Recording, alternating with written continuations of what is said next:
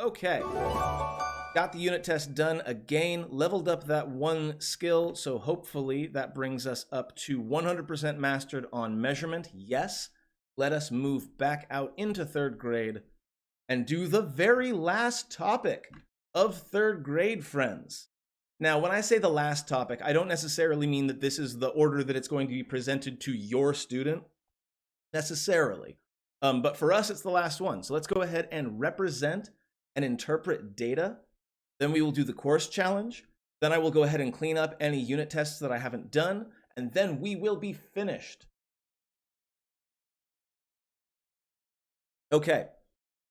Picture graphs, bar graphs. As always, I'm going to go ahead and stop and recommend really fast these wonderful videos right here. I definitely recommend them. They are well researched. They are extraordinarily clear. They break ideas down very well. I am not affiliated with Khan Academy. I think it's a great idea to get your teaching from multiple voices. So you should listen to me and you should listen to these folks. If you combine our videos together and present them side by side, I think you're going to have a whole lot of success for both yourself and your student. So with that in mind, let's go ahead and create some picture graphs. Picture more than one. What do they mean by that? Let's find out. So when they say picture more than one, up until now, each picture of a hot dog would have meant one hot dog, and you just count the hot dogs, right? But now we're being expected to be able to understand that each one of these hot dogs now is actually worth 10. Each one of these pictures is actually worth 10 hot dogs. Okay, no problem. That's a lot of hot dogs. Makes sense. So complete the chart using the picture graph. So in the first inning, 1, 2, 3, 4, 5, 6, 7 pictures times 10 is 70 hot dogs sold. We could also do this by skip counting. 10, 20, 30, 40. And in fact, that's probably how I'm going to do it going forward. Actually, I know that this is 10 less than this one up here. So the third inning is going to be 60. That looks like 40 in the fourth. That looks like 20 in the fifth. 40, not 40. 20 in the fifth. 70. So the hot dog picture should go 7, 4, 6, 4, 2. 1, 2, 3, 4, 5, 6, 7, 4, 6, 4, 2. Excellent. Babs Bunny and her rabbit friends. Now, a quick note, because some folks mix up Babs Bunny and Lola Bunny, who was created for Space Jam and was recently toned down in the sexuality for the sequel, which I approve of. Babs Bunny was the pink bunny on Tiny Toons, right? Not young Lola Bunny or anything like that. Just like Buster Bunny was not Bugs Bunny, right? Tiny Toons, totally different show. Also Warner Brothers, totally different show. Babs Bunny and her rabbit friends love to collect carrots. They created a chart and a picture graph to show how many carrots each of them collected this week. So we need to find out, how much does each carrot picture worth? And here's our graph. Now, I would let this, we're trying to figure out right now, back up a little bit more. I know that's a little bit far away, but let's see if that's visible. We're given lots of information here, and we're given way more information than we need right here. We do not need all of this information. There are many different ways that you can figure out how much each picture of a carrot is worth, and I think that it would be worthwhile, if you are looking at a problem like this with your student, to let them take some time and explore, and have them try to vocalize to you, try to explain what they're thinking. And it will be difficult. You will need to be patient. But not every student is going to immediately go, oh, wait a second, the 36 that Bugs has divided by 1, 2, 3, 4, 5, 6, oh, each one is worth 6. That is one valid way, one of quite a few valid ways of finding out that each carrot is indeed worth, or each carrot picture is indeed worth 6 carrots. But I would encourage creativity in problems like this. Don't assume that your way is best, and make sure that as long as your student can articulate their process, and so long as their process is correct, you should encourage them to come up with as many different answers as possible, as many different justifications for their answer as possible. The answer is 6 carrots. But again, that's the least interesting part of all of this.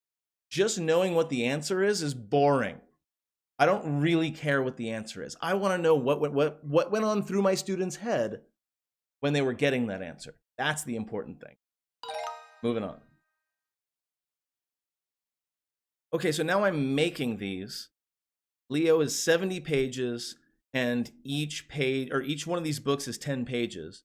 There's gonna be 1, 2, 3, 4, 5, 6, 7 book pictures to represent the 70 pages that Leo read. Ogechi read one more, right? 80. Antoine, I think got 40. Booty also had 7, same as Leo. And Nicholas has 5. 7, 8, 4, 7, 5.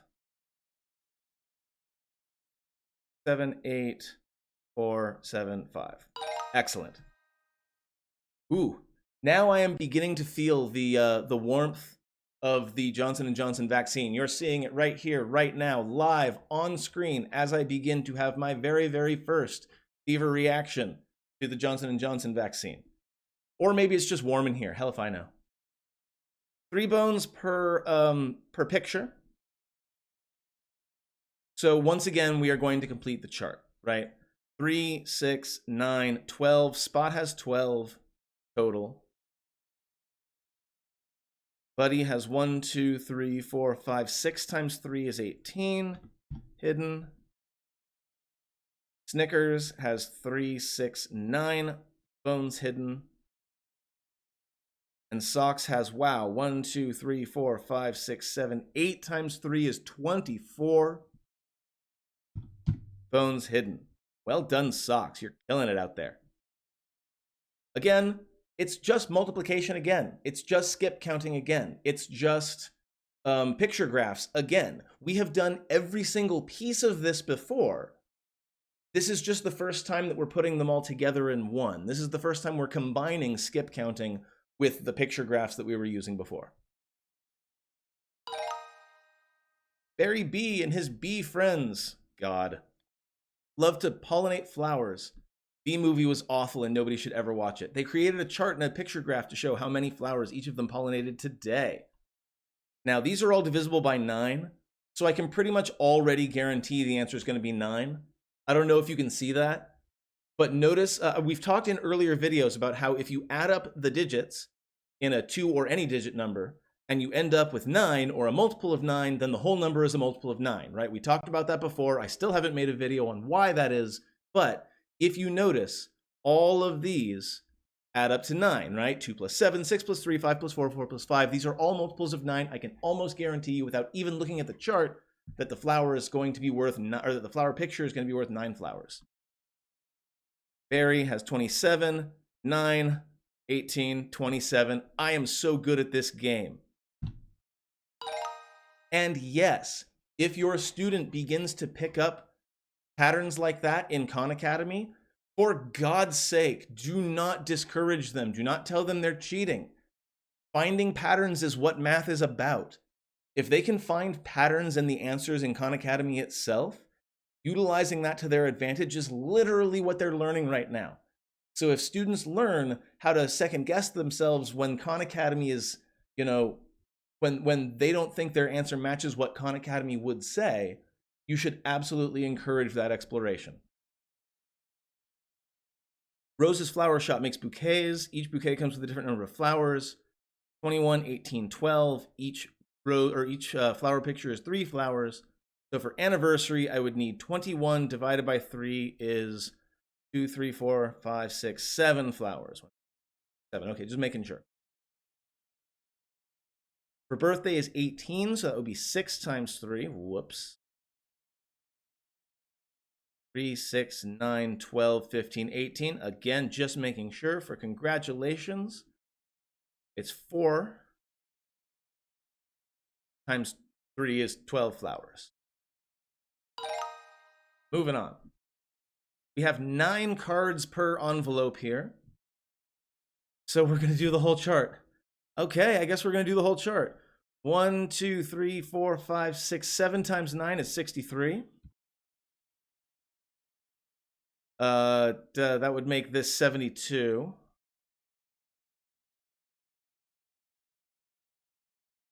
$54. We've talked about this. We've talked about this. We've talked about this. No need for me to explain in detail how I'm doing this multiplication. 1, 2, 3, 4, 5, 6, 7, 8, 10. Am I seeing that right?